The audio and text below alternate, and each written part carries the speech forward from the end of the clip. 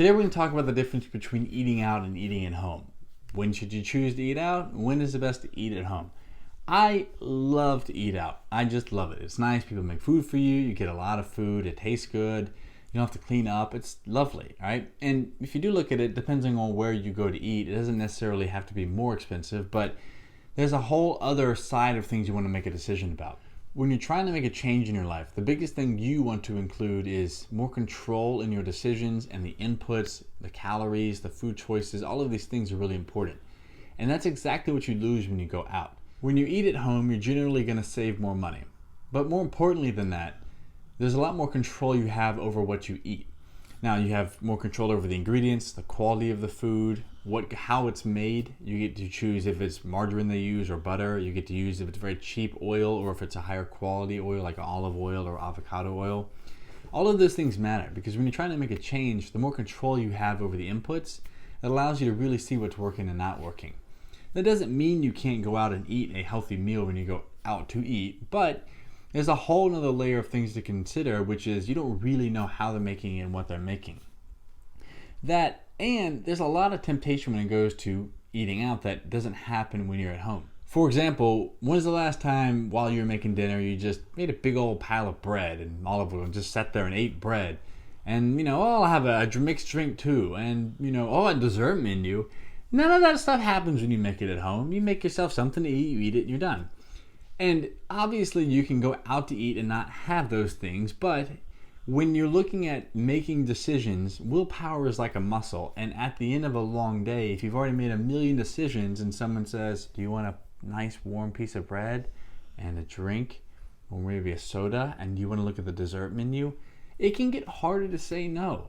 And little things like that, when they're not your cheat meal or an off day, that's really what's going to tank your progress. So the best decision you can make is not putting yourself in that position to begin with.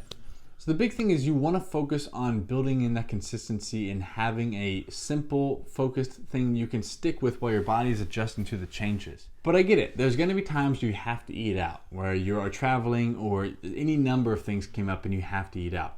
That's okay. Circumstances don't change your responsibility.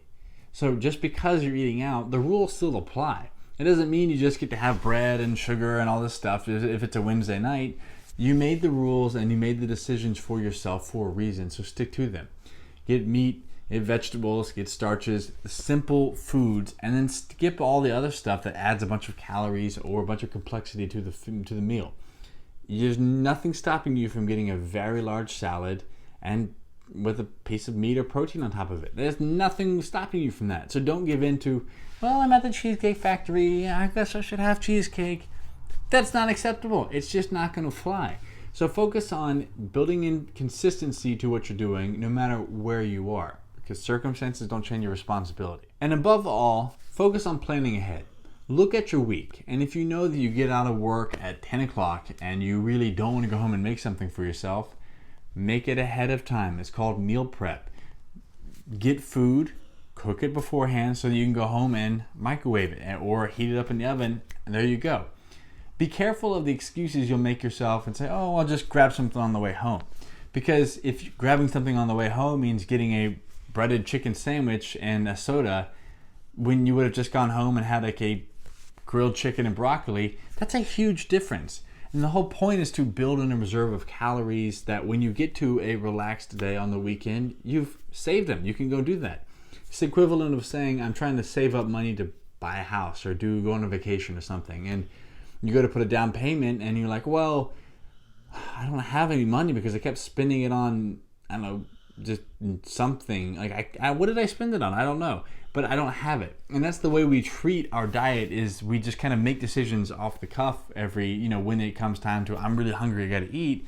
And all of a sudden, the calories we were supposed to be saving are gone. And then we look back and we're like, I don't even know, how am I gaining weight? I've been eating so good this whole, I guess I did eat out the other night and, okay, well, maybe I had a soda and I had some bread then and, a sandwich. My point is that I don't want you to get to a place where you are not calculating and planning ahead for what you're eating and you get caught up in the moment. So more than anything, plan ahead. When you eat out, Make consistent choices, the rules still apply, and eat at home when you can, because you will improve your control over what you eat, which is the most important thing when it comes to building consistency into any change.